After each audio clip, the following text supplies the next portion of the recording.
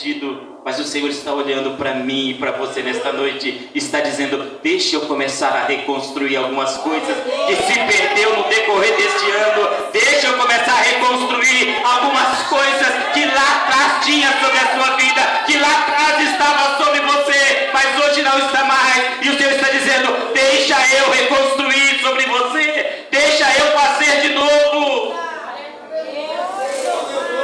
Porque nós servimos um Deus que Ele pode fazer.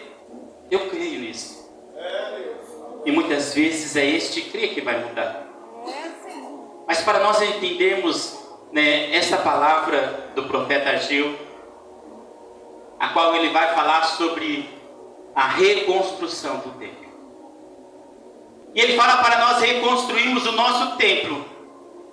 Nós precisamos de 3 coisas. Primeira coisa, subir ao monte. Segunda coisa, trazer madeira. Terceira coisa, edificar a casa. É sobre essas 3 coisas que nós vamos falar. Mas para nós entendermos até chegar neste contexto, nós vamos voltar um pouco mais. Nós vamos voltar lá no ano de 609 ou 608 aproximadamente, de 605 a 608 antes de Cristo, quando o povo de Israel, na primeira leva, na primeira deportação, foi levado para cativeiro em Babilônia.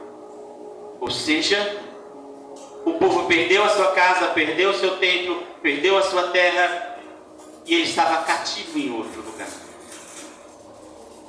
Mas Deus, ele tinha dado uma promessa, Jeremias capítulo 29, versículo 10, que passados 70 anos, Deus iria fazer retornar este povo.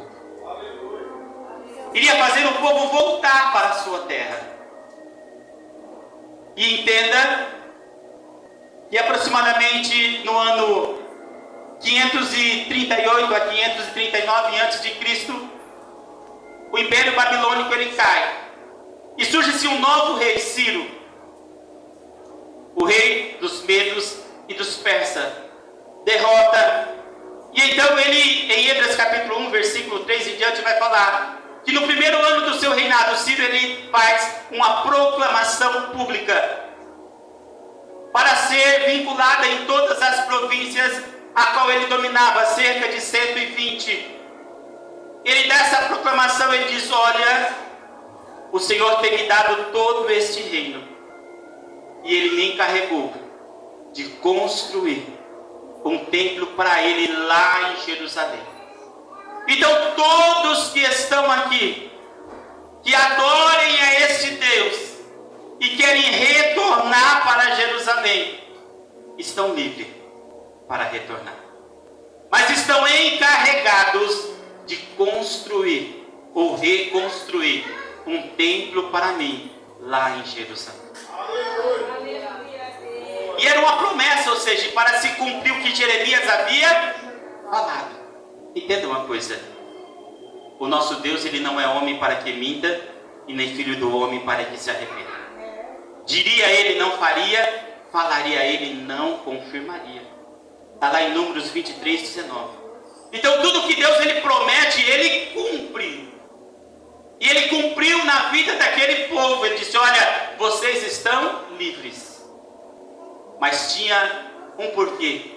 E qual era o porquê? Reconstruir o templo. Vocês precisam voltar, mas com um objetivo. Qual é o objetivo? Reconstrução. E é isso que nós precisamos entender. O Senhor, ele está a nos chamar todos os dias. A promessa dele está a cumprir sobre as nossas vidas. Mas será que nós queremos reconstruir o nosso templo, ou nós só queremos receber as bênçãos que o Senhor tem para as nossas vidas? Ou será que nós queremos somente receber aquilo que o Senhor pode nos dar, e o nosso templo ficar do mesmo jeito? Entenda que o propósito foi: eu libertei, mas agora eu preciso de uma reconstrução. Então no ano 537 aproximadamente, antes de Cristo, o povo começa a retornar. E eu lendo e meditando sobre isso, sabe o que eu achei de importante? Que o rei Ciro, ele não fez algo que obrigava os judeus a voltar. Entenda que para eles irem para Babilônia, Nabucodonosor os obrigou, os escravizou.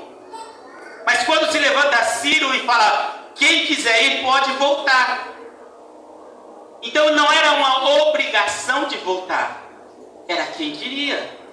Era quem queria adorar a Deus. E sabe o que é mais interessante? Nesta primeira leva, voltaram aproximadamente entre 40 e 50 mil judeus. Mas sabe o que é mais interessante? Não voltaram todos. Teve muitos que preferiu ficar na Babilônia. Aqueles que tinham cargo, aqueles que estavam com a sua vida estabilizada, aqueles que não tinham desejo nenhum de reconstruir o templo, aqueles que não tinham compromisso nenhum com o Senhor, que estavam ali, não, minha vida está boa aqui na Babilônia, para que eu vou voltar e recomeçar tudo de novo? Reconstruir. E entenda que é isso que muitas vezes nós olhamos para muitas pessoas e falamos, volte para Cristo, edifica o seu templo novamente. E sabe que a pessoa ela olha para nós, a minha vida está tão boa, as coisas parecem que estão correndo tão bem, e não querem voltar. E assim foi aquele povo. Não voltou todos, ficou alguns, ficou gente ali. Imagine isso. É por isso que Deus ele não interfere no nosso livre-arbítrio. O diabo ele escraviza, ele leva para a Babilônia e escraviza. Mas para voltar, Jesus ele apenas diz, olha, você está livre. Quer voltar? Você está livre. Quer voltar? Você está livre. Quer edificar o teu templo? Quer reconstruir o seu templo? É livre escolha. Porque o Senhor não quer que você sirva a Ele forçado. Ele quer que você sirva a Ele de livre, espontânea vontade. Diga, não é porque ninguém me obrigou, é porque eu quero. Não é porque eu preciso de uma cura. Não é porque eu preciso de um milagre. É porque eu preciso do Senhor. Eu preciso dEle. Mas ali tinha um povo que olhou e disse, não, tá bom. Então volta aquele povo. E no ano 537 a.C., eles chegam a Jerusalém. E encontram uma cidade sem nada. Devastada. Mas sabe o que nós entendemos aqui? O primeiro ato que eles fazem, isso é interessante. A primeira coisa que eles vão fazer, eles vão edificar o altar do sacrifício. Então eles chegam a Jerusalém, aonde está o templo, e antes de lançar o fundamento do templo, os alicerces, e antes de começar a reconstrução, eles montam o altar. Eles começam a sacrificar ao Senhor, oferecer as suas ofertas. E é isso que muitas vezes na reconstrução, quem sabe nós queremos primeiro receber, mas Deus está dizendo, ofereça primeiro. Ofereça o sacrifício primeiro. Porque muitas vezes nós esperamos que o Senhor faça, e Deus está dizendo, faz o sacrifício primeiro. Oferte primeiro. Se conserte primeiro.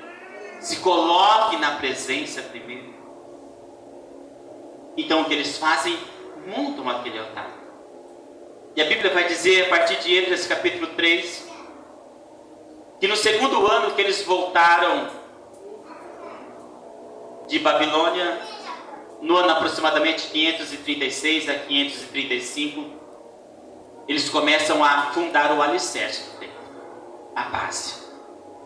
Eles pagam os pedreiros, pagam os carpinteiros, pagam o povo e dizem, agora nós vamos reconstruir o templo. O altar está pronto, já oferecemos, agora nós precisamos reconstruir.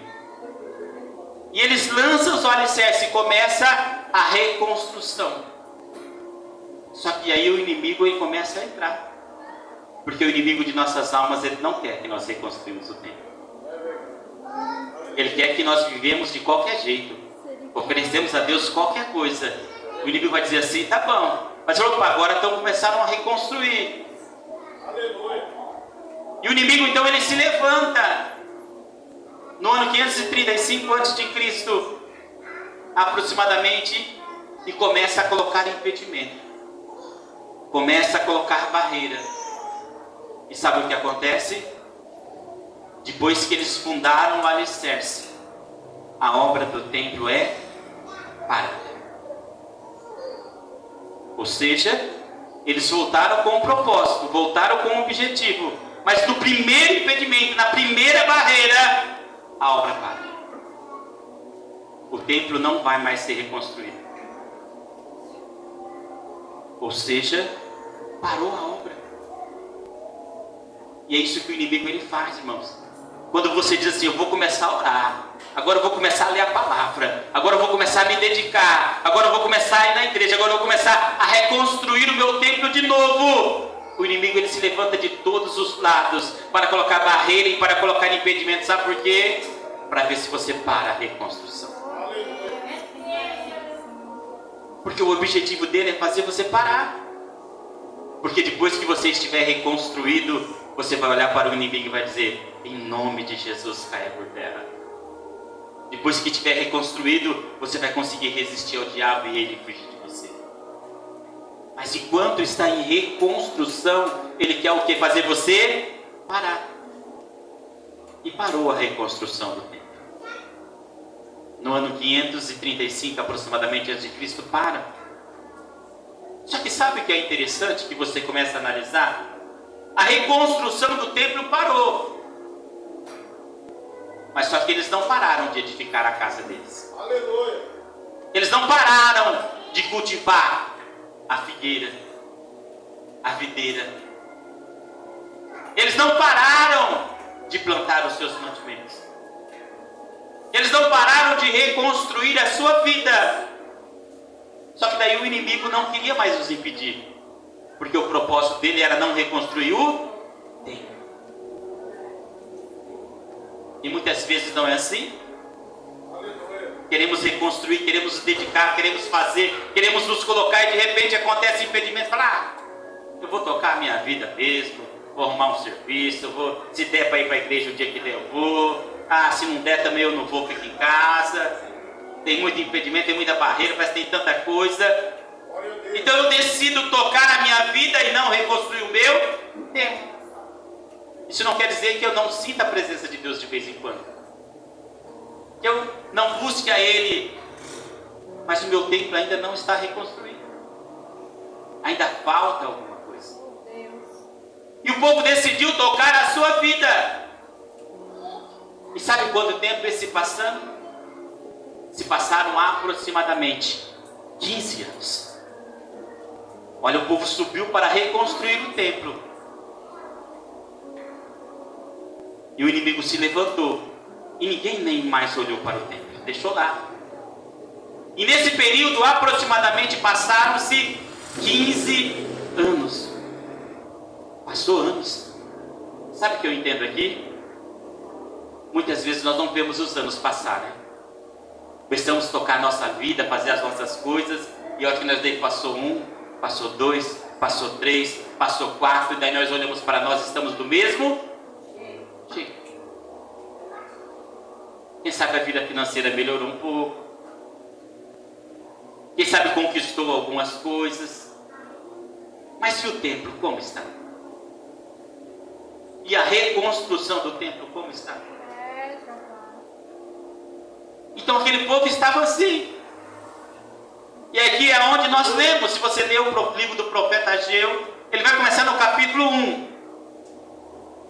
Ele vai dizer no segundo ano do reinado de Dário. Ou seja, Dário ele começou a reinar no reinado da Pérsia em 522 a.C. Então no seu segundo ano do seu reinado, que é aproximadamente 520, Ageu ele se levanta e ele começa a dizer: É tempo de vocês edificar as vossas casas, enquanto a casa do Senhor fica deserta. É tempo de vocês cuidarem das suas coisas, enquanto o templo está deserto. Sabe o que eu quero perguntar para você? Você ainda sente a presença do Espírito Santo? Você ainda sente Ele sobre a sua vida? Porque muitas vezes priorizamos tantas coisas e esquecemos de priorizar a reconstrução do nosso templo. Então Ageu, ele começa a profetizar e dizer: vocês estão nas vossas casas, mas a casa do Senhor, ela está deserta, ela está parada. Vocês precisam se levantar e retomar aquilo que o Senhor mandou. E ele começa a dizer: aplicai o vosso coração ao vosso caminho. Então ele começa a profetizar e começa a dizer: vocês precisam voltar e começar a reconstruir o templo. E no ano 520 a.C., depois de 15 anos que o templo estava parado, com a profecia a qual Ageu deu sobre aquele povo, com o ânimo que veio, eles começam a reconstruir o templo. E é aqui que entra essa mensagem, a qual Ageu olha para eles e diz: subi ao monte, trazei madeira, edificai o templo. Porque a casa de vocês já está edificada, a sua moradia. E a casa do Senhor, como que está? Como que está a sua vida espiritual nesta noite? Porque tem pessoas que estão doentes espiritualmente. Tem pessoas que já não estão suportando mais nada espiritualmente. Tem pessoas que estão a ponto de dizer: não quero mais. Sabe por quê? Porque o seu templo não está edificado. Está em construção. E o profeta animou aquele povo. Por isso que eu falo, quando Deus, é por isso que a Bíblia diz assim, que é necessário que haja profecia para meu povo não se corromper. E muitas vezes nós queremos que o profeta agrade o nosso coração. Mas o profeta, ele vai vir muitas vezes para dizer aquilo que você não pode fazer, aquilo que você não pode falar. Porque o profeta, ele vai se levantar com o dom de profecia para fazer três coisas: ele vai edificar, ele vai exortar e ele vai consolar. E então Ageu, ele se levanta, o povo se anima e ele diz: qual é a primeira coisa que eu faço quando eu preciso edificar o meu templo? Primeira coisa, subir ao monte.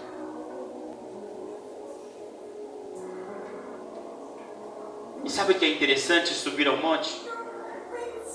Livro de Salmos, capítulo 24, versículo 3 diz: quem subirá ao monte santo do Senhor? Quem subirá ao monte do Senhor? Quem habitará no seu tabernáculo? Então eu quero fazer uma simbologia para você entender que o primeiro passo para eu edificar o meu templo, reconstruir o meu templo, eu preciso subir ao monte. E o monte simboliza a presença do Senhor. O monte simboliza aonde o Senhor está. Porque muitas vezes eu estou aqui, mas eu não estou preocupado com a presença. Eu estou preocupado se Deus vai me curar.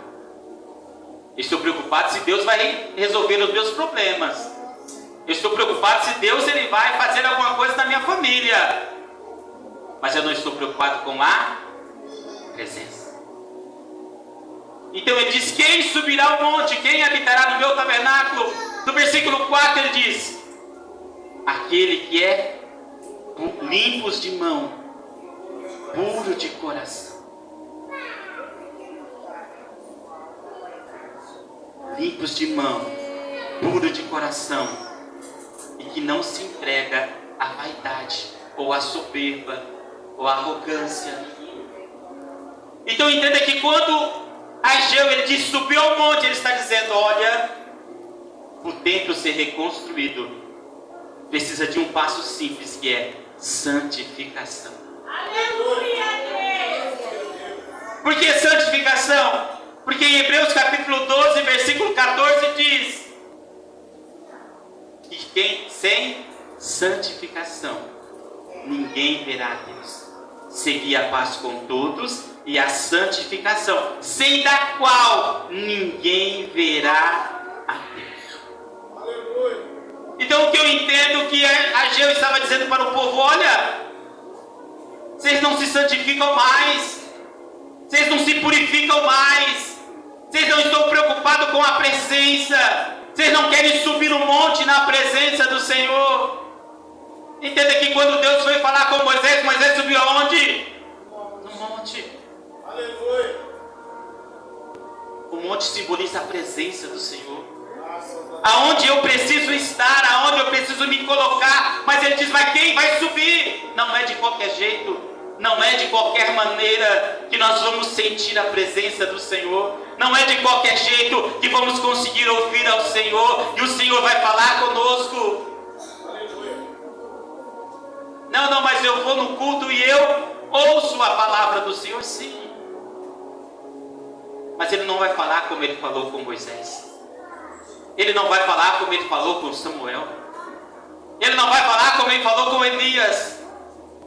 E sabe por que Ele não vai falar? Porque esses homens, eles estavam onde? No monte. Eles se santificavam. Eles limpavam as suas mãos. Eles purificavam o seu coração. Eles tiravam a soberba, a arrogância, o orgulho. Eles tiravam e diziam, eu preciso subir ao monte, eu preciso edificar o meu templo. Eu preciso da presença do Senhor sobre a minha vida. Mas aquele povo estava priorizando a sua casa, as suas coisas, e esquecendo de tomar um passo importante, que é subir ao monte. Será que nesta noite você está disposto a subir ao monte? Será que nesta noite você está disposto a começar a ter intimidade de novo com o Senhor? Porque tem pessoas que reclamam, Deus não fala comigo. Tem pessoas que dizem, não, mas eu não escuto a voz de Deus. O problema não está em Deus, o problema está em você, porque você não quer subir ao monte. Você não quer se humilhar, você não quer se consertar, mas você quer ouvir a voz de Deus, não tem como. Porque Isaías 59 diz que os vossos pecados fazem separação entre vós e o vosso Deus, para que Ele não nos veja e nem nos ouça. Então quem sabe não é que Deus não quer falar com você, é que Ele não está podendo, porque tem alguma coisa que está impedindo. Então suba ao monte hoje. Reconstrua a sua intimidade com Deus. Reconstrua aquela oração que quando você começava a orar, você não queria mais parar. Você não sentia canseira, as palavras não fugiam e você passava 1 hora, 2 horas e ali falando com o Senhor. Aleluia. Mas sabe por quê? Subiu ao monte.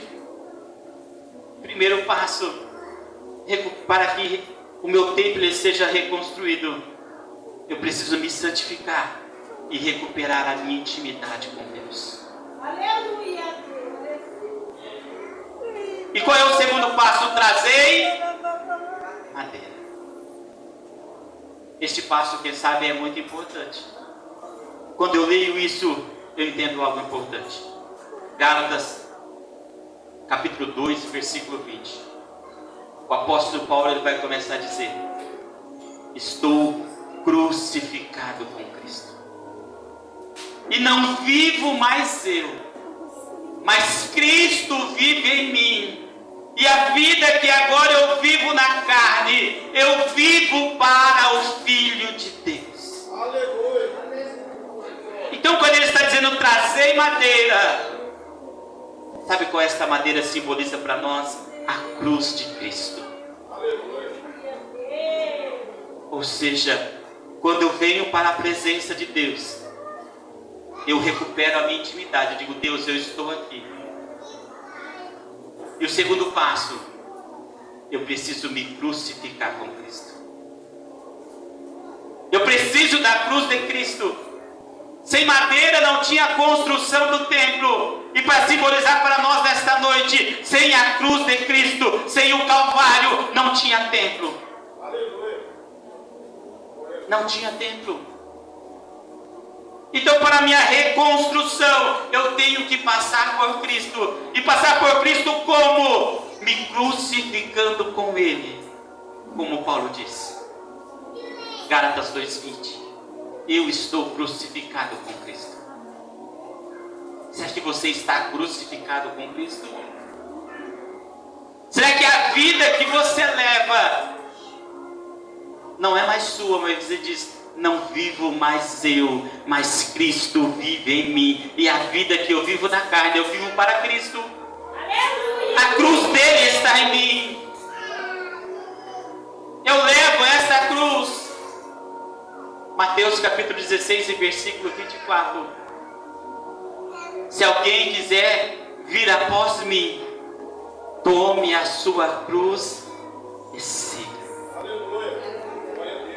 Tome a sua cruz e siga-me. Ou seja, sabe, trazer madeira quer dizer: será que eu estou carregando a cruz de Cristo? Será que realmente eu estou disposto a olhar e dizer: não é a minha vontade, não é o meu desejo, não é o meu querer, porque a partir de hoje eu vivo uma vida para agradar a Cristo. A partir de hoje a vida que eu vivo não é mais minha. A vida que eu tenho é Cristo. Porque o próprio Jesus diz: se alguém quiser vir após mim, renuncie a si mesmo, tome a sua cruz e siga-me. Porque quem quiser salvar a sua vida, perdê-la. E quem perder a sua vida por amor de mim, acha-la. Porque que proveito há para o homem ganhar o mundo inteiro e perder a sua alma? Então entenda que para a minha reconstrução eu preciso da cruz. Eu preciso morrer. Eu preciso renunciar. Eu preciso estar disposto a colocar a vontade do Senhor acima da minha vontade. E muitas vezes eu não estou disposto. Eu coloco a minha vontade depois a vontade do Senhor. Mas estar crucificado com Cristo, reconstruir o templo, sabe o que é? Colocar a vontade do Senhor e depois a minha vontade. Mas se a minha vontade ainda não se encaixar na vontade do Senhor, eu digo: Senhor, não faço, é a sua vontade. Isso é estar crucificado com Cristo. Isso é viver uma vida não para agradar a si mesmo e nem para agradar as pessoas, mas para agradar aquele que te chamou, aquele que morreu por você. Porque eu não quero viver a cruz, porque a cruz tem que renunciar, a cruz tem que deixar, a cruz gera sacrifício. E a segunda coisa que eu preciso, simbolizando trazer madeira: não tem como eu reconstruir o meu templo se não tiver um sacrifício da minha parte. E qual é o sacrifício? Eu ter vontade de fazer e dizer: não posso. Por que eu não posso? Porque eu estou crucificado com Cristo. Ter vontade de ir a algum lugar e dizer: não posso ir. Por quê? Porque eu estou crucificado com Cristo. A reconstrução do meu templo é mais importante do que eu fazer a minha vontade. A reconstrução do meu templo é mais importante do que eu fazer os meus desejos. É mais importante. Será que realmente nós estamos dispostos a fazer tudo isso? A nos crucificarmos com Cristo, a pegarmos a cruz dele e dizer: a partir de hoje, não vivo mais eu, mas Cristo vive em mim. Aleluia. E sabe o que é mais interessante isso? Não é você falar para as pessoas, porque falar para as pessoas é fácil. Sabe o que é difícil? Falar para si mesmo. Falar para si mesmo. Porque falar para as pessoas, não, ó, eu estou carregando a cruz de Cristo. Ó, eu sou cristão, ó, eu faço a vontade do Senhor, é fácil. Sabe o que é difícil? Falar para si. Quando ninguém está vendo. Quando ninguém está olhando. Quando está só você e o Senhor. E você dobra o seu joelho e diz, Senhor, Tu sabes que eu tenho renunciado. Tu sabes, Senhor, que eu tenho vivido uma vida para agradar a Ti. Tu sabes o que eu tenho feito. Não é para os homens, é para o Senhor. Isso é reconstruir o templo. Quando não importa o que eles estão falando, o que eles estão fazendo. Sabe o que é importante?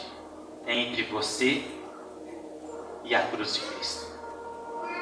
E você diz, não, agora eu vou reconstruir. Reconstrua a sua vida. Se apegue à cruz. Renuncie aquilo que está te impedindo. Deixe aquilo que está te separando. Diga não para isso e diga, não, eu prefiro a Cristo. Eu prefiro renunciar, eu prefiro abandonar, porque eu quero que Cristo esteja em mim e eu esteja nele. Aleluia. Porque a Bíblia diz que aqueles que estão em Cristo Jesus, nenhuma condenação há. As coisas velhas já se passaram e tudo se fez novo, mas eu preciso estar em Cristo. E Cristo precisa estar em mim. Mas será que eu estou disposto